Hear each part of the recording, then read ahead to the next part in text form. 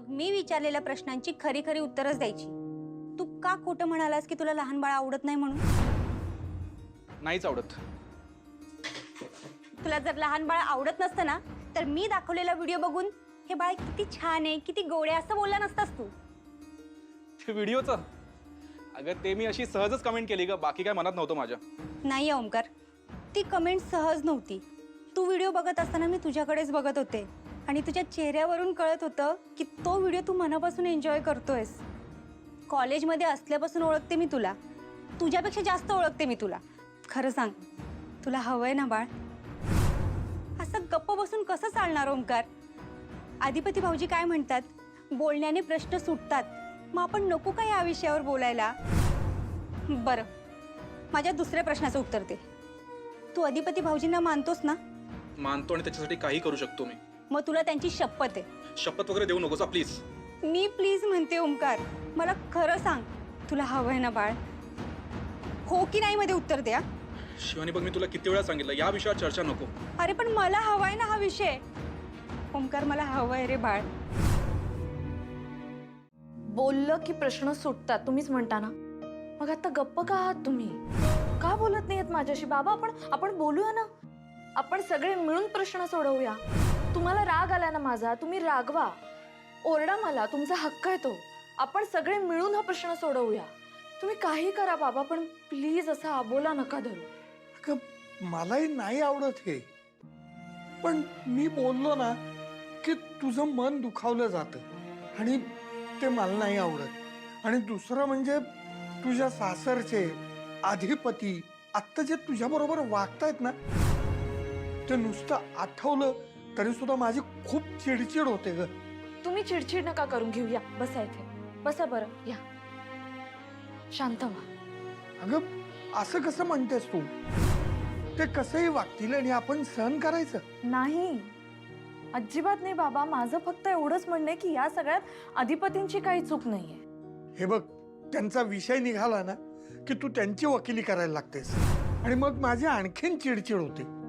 अगं तुला कळतच नाहीये ते काय वागतायत तुझ्याशी। थोडीशी प्रॅक्टिकल हो बाळा, आता प्रेम आहे म्हणून त्यांच्या सगळ्या चुकांवर पांघरून नको घालूस। मी असं नाही करत बाबा, खरंच मी असं करत नाही आणि करणारही नाही। तुम्हाला माहिती आहे, आतापर्यंत जेव्हा जेव्हा माझ्यात आणि अधिपतींमध्ये मतभेद झाले तेव्हा मी स्पष्टपणे त्यांना माझे विचार सांगितले आणि पटलं तर तेही मार्ग काढायचे त्यातून। मी आत्ता बाजू घेते बाबा अधिपतींची, कारण मला माहिती या सगळ्यामध्ये त्यांची खरंच काहीच चूक नाहीये। ठीक आहे, तुला जर असंच वाटत असेल तर मी काय बोलणार ना। हे बघ, म्हणून सांगत होतो तुला की नको आपण बोलायला। अगं आपली मतं वेगळी आहेत। हो बाबा, पण म्हणून आपण गप्प बसायचं, बोलायचंच नाही एकमेकांशी? मनात असं राग धरणं बरोबर आहे का बाबा? राग मला तुझा नाही आला अक्षरा, मग मला राग माझा आलाय। कारण मी माझं म्हणणं तुला पटवूनच देऊ शकलो नाही। अगं मी कितीही जरी सांगितलं तरी तुला ते पटतच नाहीये, कारण तुझ्या मनानेच ठरवलंय की हे पटवून घ्यायचंच नाहीये। हे बघ, तुला माझं म्हणणं पटणार नाही हे मला कळून चुकलंय, त्यामुळं माझी जास्त चिडचिड होते। बाबा हे बघा, एक वडील म्हणून तुम्हाला माझी काळजी वाटते आणि म्हणून तुम्ही हे सगळं बोलताय, हे मी समजू शकते, हे पटतंय मला। पण थोडा वेळ जाऊ द्या, वेळ गेला ना की तुम्हाला पटेल मी जे म्हणत होते ते बरोबर होतं। की तुला कधीतरी पटेल की माझं म्हणणं बरोबर होतं। नाही बाबा, तुम्ही म्हणताय ते बरोबर असू नये अशीच प्रार्थना करेन मी देवाकडे। आणि जर चुकून तसं काही झालंच, तुझ्याशी बोलल्याशिवाय बाबांना चैन पडत नाही ग। तू सासरी होतीस ना, दिवसातनं 50 वेळा तुझं नाव काढायचे, सारखं म्हणायचं माझ्या अक्षराला सोन्यासारखं सासर मिळालंय, सोन्यासारखा नवरा मिळालाय, म्हणून मी रिलॅक्स आहे। खरंच आम्हाला दोघांना खूप रिलॅक्स वाटायचं, खूप समाधान वाटायचं। पण बघ ना ग कसं झालं सगळं, जसं दिसतं ना तसं काही नसतंच म्हणतात तसं झालंय। अगं आई, एवढं काही झालेलं नाहीये, माझा नवरा सोन्यासारखाच आहे। असं एका भांडणामुळे त्यांच्याविषयीचं मत नका ना बदलू तुम्ही, सगळं ठीक होणार आहे। मी सांगते ना, तू काही काळजी करू नकोस, मी बाबांनाही तेच सांगते. अजिबात काळजी करू नका आणि कसलाही विचार करू नका आता तुम्ही. आता सण आहे नाही एवढा चांगला, सगळं विसरून जा बरं. माझं सुख माझा आनंद त्या घरात आहे आणि मी लवकरच जाणार आहे त्या घरी. खरं सांगते अक्षरा, अगदी मनापासून सांगते. मला असं वाटतंय की तुमच्या दोघांचं जे भांडण आहे ना त्याचं या होळीमध्ये दहन व्हावं. तसंच होईल आई. बरं चल पूजा करून घेऊया. बाबा येत आहेत ना? येतात का म्हणजे?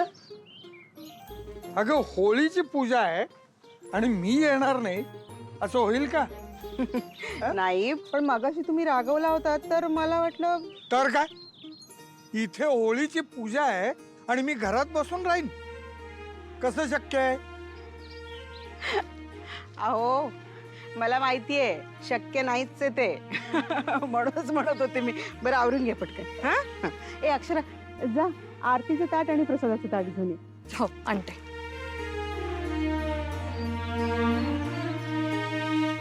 तुम्हाला एक सांगायचं होतं. बोल. का असे वागताय तुम्ही अक्षरा बरोबर?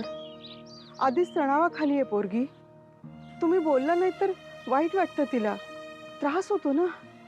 नका ना असे वागू. अगं मी मुद्दाम असं वागतोय का? सांग बरं.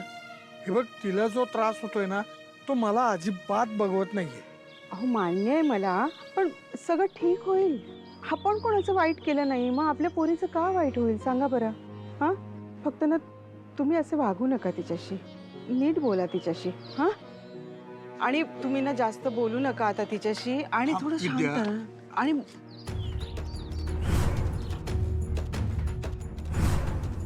काय झालं?